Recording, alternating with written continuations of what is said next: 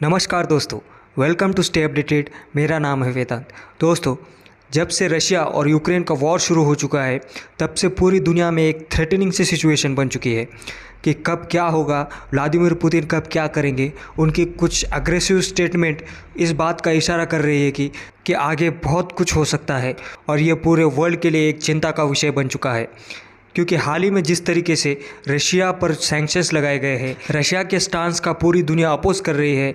Russia में investment और trade की भारी गिरावट हमें देखने को मिली है, जिससे रशिया के बिजनेसेस और रशिया के इकोनॉमिक डेवलपमेंट में काफ़ी ज़्यादा प्रेशर हमें देखने को मिल रहा है। और इन सब चीज़ों की वजह से व्लादिमीर पुतिन हमें काफ़ी ज़्यादा अग्रेसिव होते हुए नज़र आ रहे हैं। उनके कुछ अग्रेसिव स्टेटमेंट, जैसे हाल ही में उन्होंने कहा था कि अगर वेस्टर्न कंट्रीज़ ने उनके ऊपर वो सैंक्शंस नहीं हटाए तो पूरे वर्ल्ड को इसका खामियाजा भुगतना पड़ेगा। मतलब कि एक न्यूक्लियर वॉर होने की संभावनाएं उन्होंने उस स्टेटमेंट के द्वारा कही थी। मतलब कि हम सोच सकते हैं कि कितना अग्रेसिव स्टेप व्लादिमीर पुतिन यहाँ पर ले सकते हैं। और अगर एक्सपर्ट के हिसाब से हम इस पूरे घटना को देखें तो व्लादिमीर पुतिन के स्टेटमेंट को कभी नज़रअंदाज नहीं किया जा सकता, ऐसा एक्सपर्ट्स का कहना है। क्योंकि व्लादिमीर पुतिन ने जब यूक्रेन को चेतावनी दी थी कि वो नाटो ग्रुप से संबंध ना रखे, उनसे संबंध बढ़ाने की कोशिश ना करे, लेकिन यूक्रेन ने इस चीज़ को नहीं माना। और फिर क्या हुआ ये तो हम सबको पता है, रशिया ने यूक्रेन के अगेंस्ट वॉर छेड़ दिया। अब ये नाटो ग्रुप क्या है, ऐसा क्वेश्चन आपके मन में आ रहा होगा। दरअसल ये सर्टन कंट्रीज़ का ग्रुप है जहाँ पर कई सारी कंट्रीज़ मौजूद है। उनमें से यूके, यूनाइटेड स्टेट जैसी बड़ी बड़ी कंट्रीज़ भी इस ग्रुप का हिस्सा है।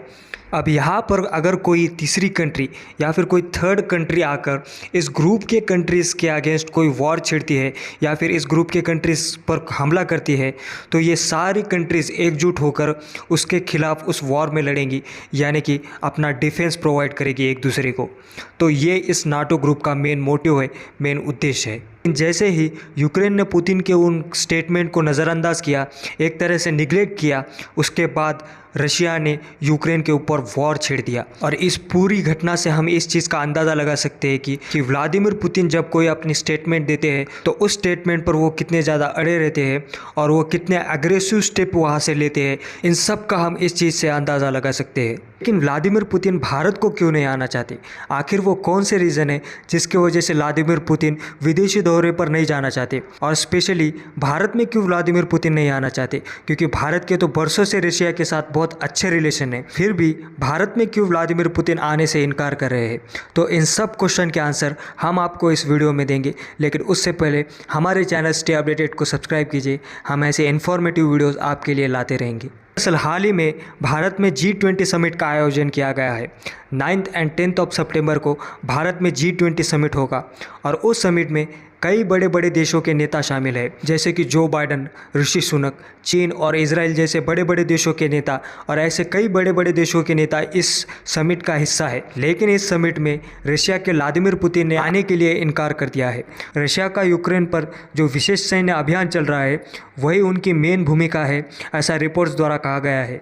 लेकिन अगर हम इस पूरी घटना को देखें तो जो पुतिन ने भारत में आने से जो मना कर दिया है वो कुछ नया नहीं है, क्योंकि ऐसे कई सारे इंटरनेशनल टूर्स थे व्लादिमीर पुतिन के, वहाँ पर उन्होंने जाने के लिए मना कर दिया है। जैसे कि हाल ही में साउथ अफ्रीका में जो ब्रिक्स समिट हुआ था, जहाँ पर भारत, चाइना जैसे कई बड़े बड़े देश उस समिट का हिस्सा थे, लेकिन वहाँ पर भी पुतिन नहीं आए थे। और जो हाल ही में रशिया के एक तुर्की के साथ बहुत बड़ी डील साइन होने वाली थी, जिसका नाम था ब्लैक सी ग्रेन ड्रिल, यानी कि जो ब्लैक सी है उसके ज़रिए गेहूं का इंपोर्ट किया जाने वाला था।